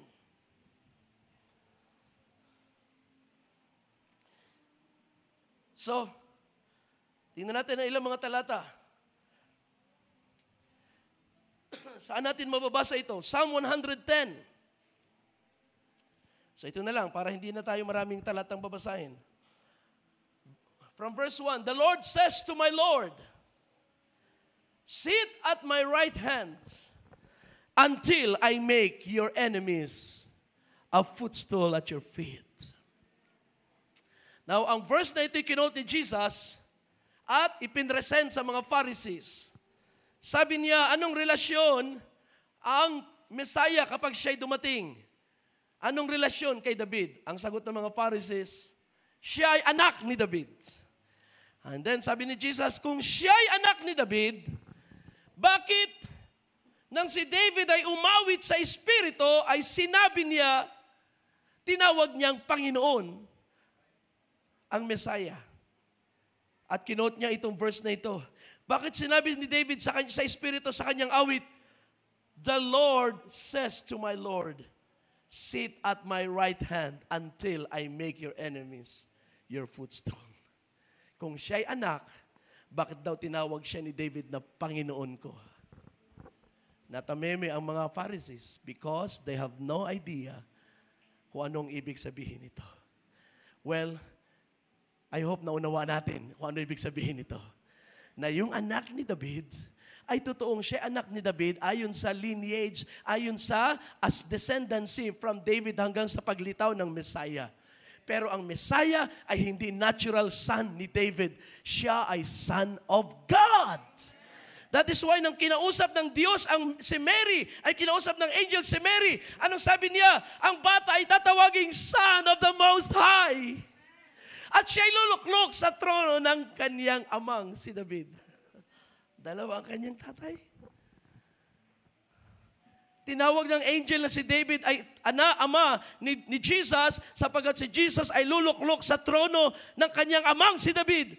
Pero bago yun ay kanya nang sinabi, ang bata ay tatawaging anak ng kataas-taasan.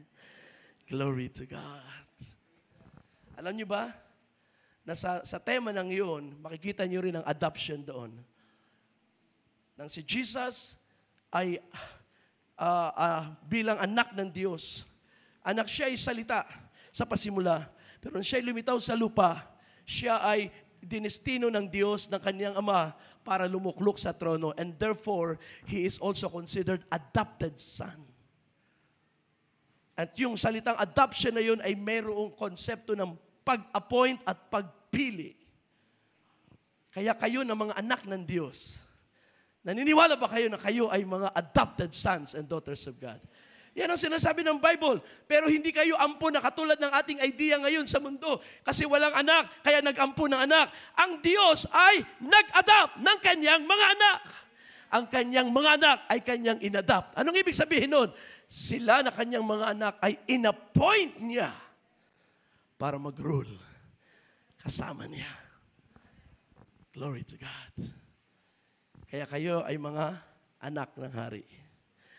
Maaring maliit ang tingin ng mundo sa mga Kristiyano katulad ninyo. Dahil ang tingin nila ay makaluma, ang tingin nila ay mga maliliit na mga nilalang sa lupa. Pero huwag kayong mag-alala. Kayo yung mga anak ng kataas-taasan. Kayo yung mga anak ng Diyos. Amen? Hallelujah. Si Jesus, inaapi sa panahon niya sapagkat tingin nila, anak ni Jose, galing sa Nazareth, walang kwentang tao. Pero hindi nag-aalala si Jesus sa tingin ng mundo dahil kilala niya kung sino siya. At kapag kilala niyo kung sino kayo, hindi mahalaga ang tingin ng sanglibutan. Ang mahalaga, maayos ang pagkilala natin sa ating sarili at kilala natin ang tunay nating Ama. Ang Diyos na nasa langit. See? So, the Lord says unto my Lord, sit at my right hand until I make your enemies your footstool. The Lord will stretch out your strong scepter from Zion. Ito na. Saying, rule in the midst of your enemies. So, pag ito'y tinupad ni Jesus, maintindihan natin na mga enemies dito ay hindi natural na mga bansa, kundi mga evil spirits. Authorities, powers na nasa kahanginan. The Lord will stretch out your strong scepter from Zion.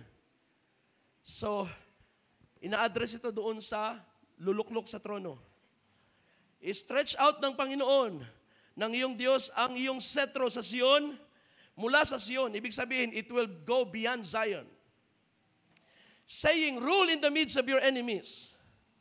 Your people will volunteer freely on the day of your power. In holy splendor from the womb of the dawn, your youths are to you as the dew. The Lord has sworn and will not change His mind. You are a priest forever according to the order of Melchizedek. So ito ay kinote ni Pablo, referencing to Jesus Christ. Siya ay priest in the order of Melchizedek. Ano ang kaibahan ng Melchizedek priesthood sa Levitical priesthood? Sa Levitical priesthood, ang priest ay priest lang. Wala siyang ibang role. Sa Melchizedek priesthood, ang priest ay hari din. He is the priest king. Or he is the king priest. So si Jesus ay hindi lang hari, siya ay high priest ng ating kaluluwa. So yan ang kanyang dual function.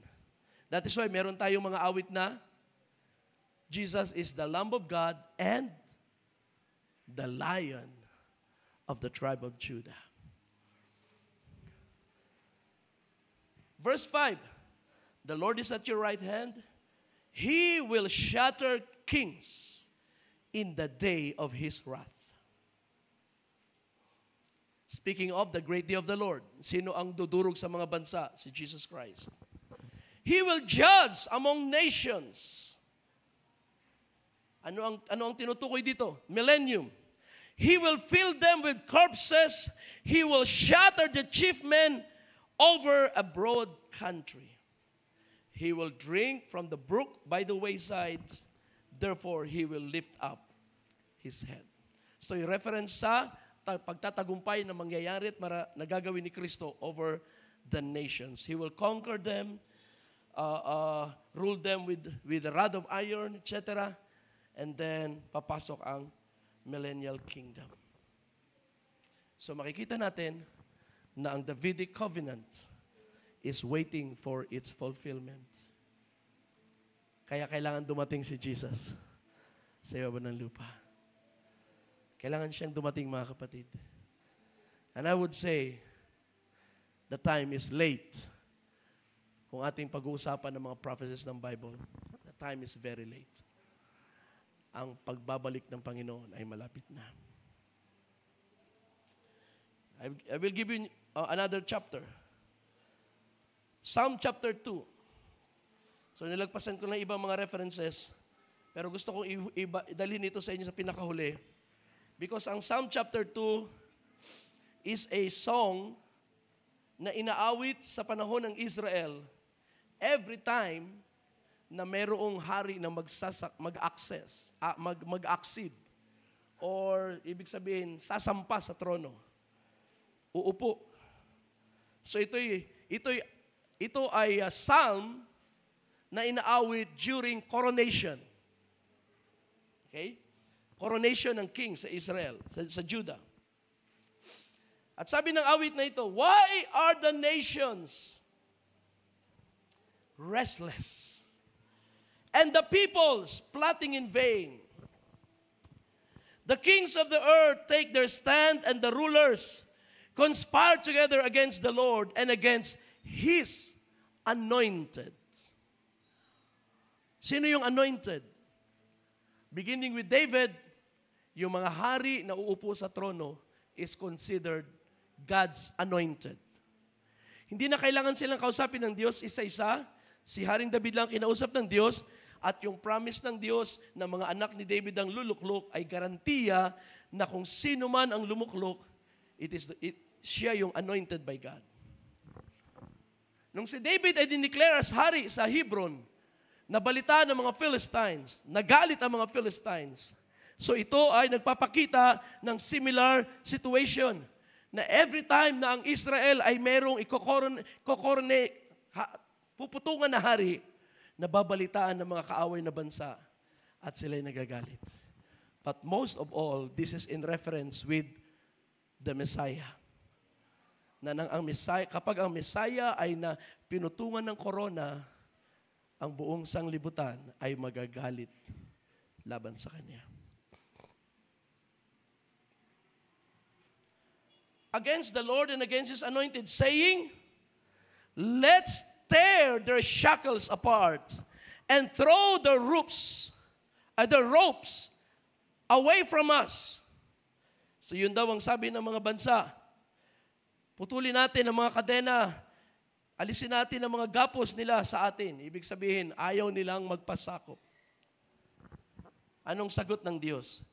He who sits in the heavens laughs. The Lord scoffs at them. Tumatawa lang ang Diyos sa kanila.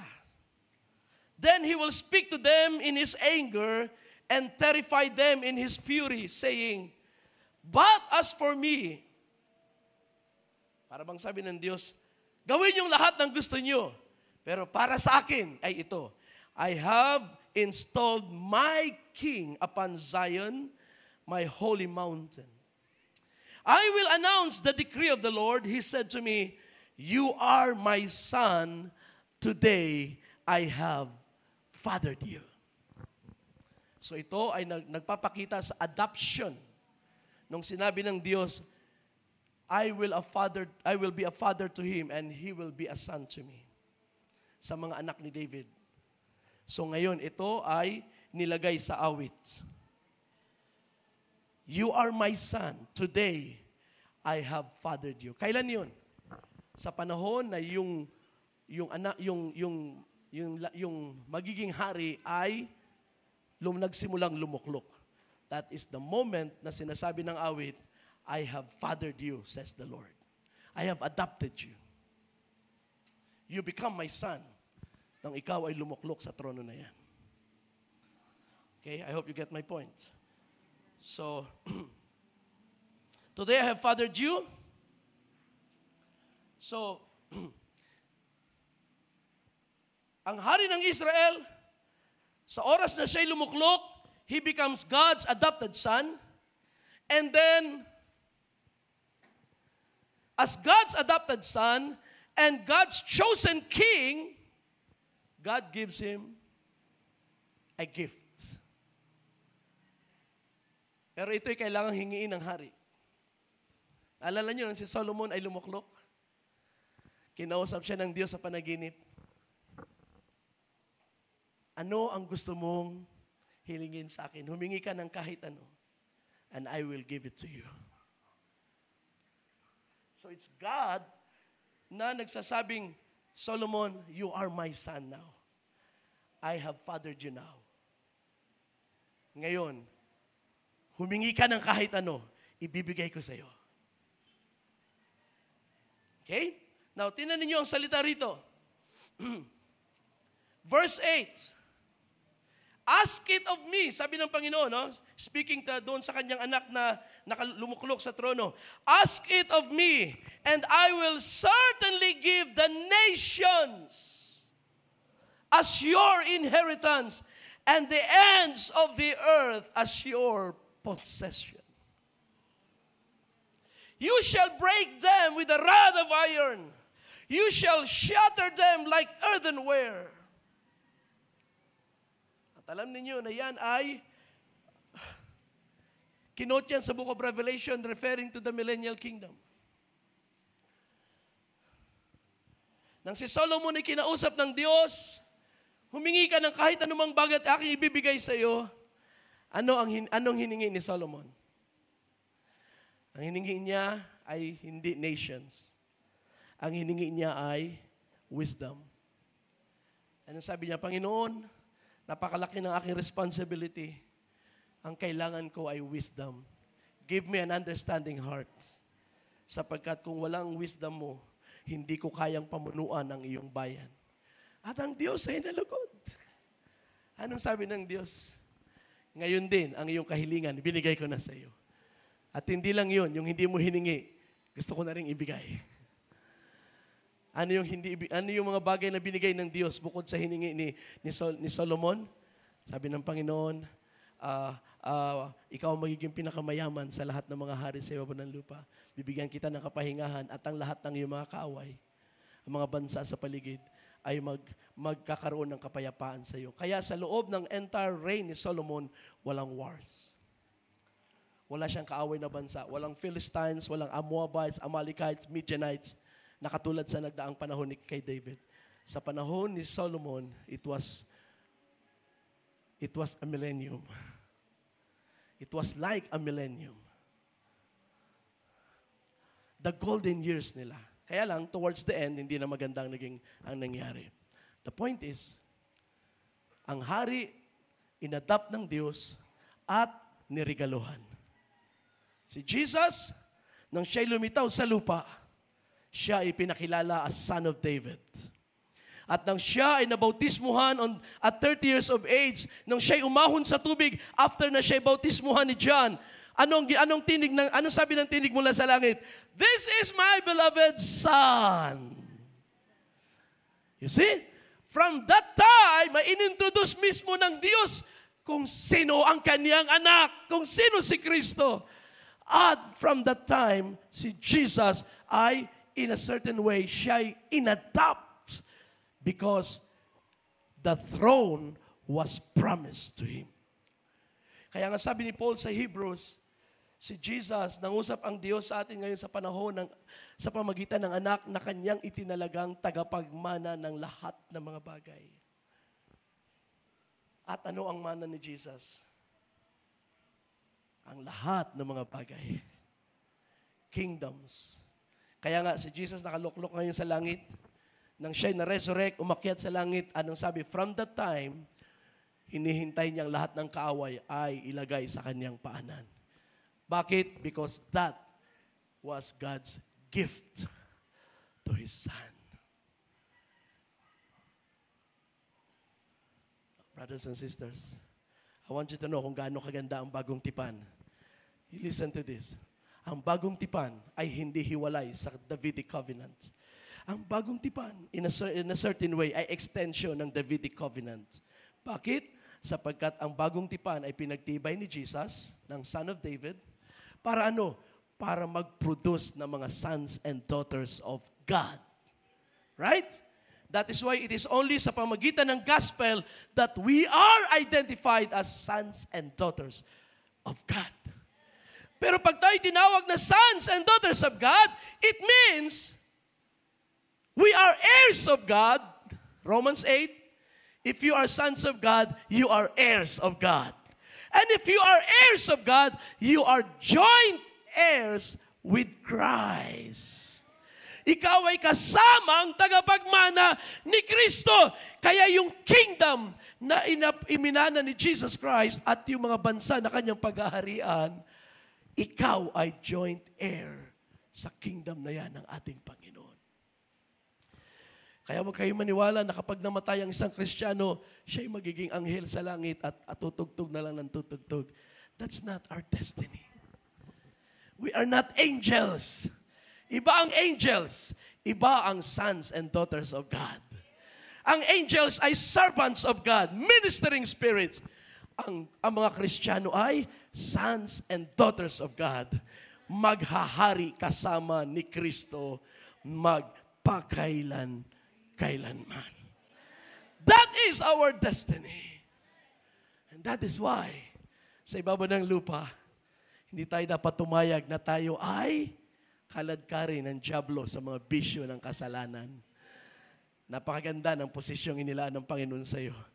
Huwag kang pumayag na ang buhay mo ay sirain ng dyablo. Guluhin ng dyablo. Kailangan kang bumangon sa kalagayan na yan. Angkinin mo na ikay anak ng Diyos. I'm a child of God and I will reign with Christ in His kingdom. Now, tapusin ko ang Psalm 2. Pagkatapos, express ang damdamin ng Diyos, sa verse 10 naman, ay inaddress ang mga bansa at mga hari. Now then, you kings, use insights. In other words, practice common sense. Let yourselves be instructed, you judges of the earth. Serve the Lord with reverence and rejoice with trembling. In other words, kung ang tao sa lupa ay may common sense, ang common sense na yan ay magtuturo sa kanya ang pinakamagandang gawin sa buhay na ito ay maglingkod sa Panginoon. Right? Ngayon, ang mga practical wisdom ngayon ay, huwag mong ubusin ang buhay mo sa trabaho. Mamasyal-masyal ka rin. Enjoy life habang may buhay ka sa lupa. That is not the biblical perspective. There is a time for enjoyment. Pero ang pinakamahalaga sa buhay na ito ay maglingkod sa Panginoon. Even si Solomon in his old age, ano ang kanyang wisdom? Sabi niya, ito ang summary ng buong buhay. Fear God and keep His commandments. This is the whole duty of man. Because God will bring every work into judgment, whether good or bad. Kaya sabi ng awit dito, ito ang insight, ito ang advice sa mga hari. Serve the Lord with reverence and rejoice with trembling. Kiss the Son. Kiss the Son, lest that He not be angry, and you perish on the way. Anong ibig sabihin ng kiss the Son? Well, ang Son na tinutukoy dito ay yung inadapt na Son na lumuklok sa trono. In other words, sa oras na mabalitaan nyo na ang anak ang Diyos ay merong adopted Son na ngayon na nakaluklok na sa trono, ano ang dapat gawin ng mga bansa sa paligid? Mag-pay ng homage sa hari. Bumisita sa hari, magdala ng regalo, lumuhod at humalik sa paanan ng hari. In other words, the best thing you will do ay i-acknowledge ninyo ang appointed King ng Diyos, which is the Lord Jesus Christ. Hallelujah. Kiss the Son. Magbigay galang kayo sa anak. Dumalaw kayo sa kanyang throne room, magbigay kayo ng paggalang, magdala kayong regalo, at humalik kayo sa kanya bilang pagpapakita ng pag-acknowledge at pagpapasakop sa kanyang authority upang hindi siya magalit at kayo'y mapahamak. Brothers and sisters, yan ang mangyayari sa sanglibutan sa panahon na ito. Ang iba ay mapapahamak because they refuse to acknowledge Jesus Christ. Pero meron din naman na ngayon ay sumasamba sa paanan ng Panginoon at kumikilala, Lord Jesus Christ, Ikaw ang hari ng mga hari, Ikaw ang Panginoon ng mga Panginoon, Ikaw ang aking tagapagligtas, Ikaw ang pinakadakila sa lahat, Ikaw ang Diyos na makapangyarihan sa lahat, ang Diyos ng langit at lupa. At ang lahat ng kumilala sa Kanya ay paghaharian niya at ang iba maghahari kasama niya. What a wonderful promise, mga kapatid. Kaya ang Davidic Covenant, hindi lang para kay David, hindi lang para sa Israel, para din pala ito sa atin. Para i-introduce sa atin kung sino si Jesus Christ. And when you know Jesus Christ sa pamagitan ng Davidic Covenant, then, magkakaroon ng transformation ang inyong paraan ng pagsamba sa Panginoong Hesus. Because, ang revelation na ito, ang bagay na ito na pinubuksan ng Diyos sa atin through this covenant, ay mag-elevate ng ating pagsamba kay Kristo. You know, kahit nung ako'y bata pa, I used to think na ang pagsamba ay sa Diyos lang, hindi sa hari. Pero, now I understand na kahit ang mga hari, and especially Jesus as King, deserves worship. At ang worship na yon, hindi mo pwedeng ibigay sa ibang hari. Kay Jesus lang. Sapagkat hindi lang siya hari, siya rin ay Diyos. Hallelujah. And that is why all worship belongs to Him. Ang pag-asa ng Israel ay dumating na. Nireject nila. Pero ang Diyos na keeper of the covenant, babalikan sila. But one of these days, pag ang church ay na-rapture, ang Diyos ay makikipag-ugnayan muli sa Israel. Bumalik kayo sa akin, bayan ko. Zechariah chapter 12. Sa bahay ni Juda, sa bahay ni David, magkakaroon ng panangis. At ang mga Israelites ay iiyak sa isang lalaki na hindi nila kilala, may sugat sa tagiliran, may sugat sa kamay. At sa kanila makikilala, ito pala yung kanilang Messiah. And then they will cry out. At ang biyaya ay darating sa kanila. Bakit? Because God is the keeper of His covenant. Purihin ang Panginoon sa Kanyang salita. Hallelujah! Palapakan natin ang Panginoon. Let us all stand.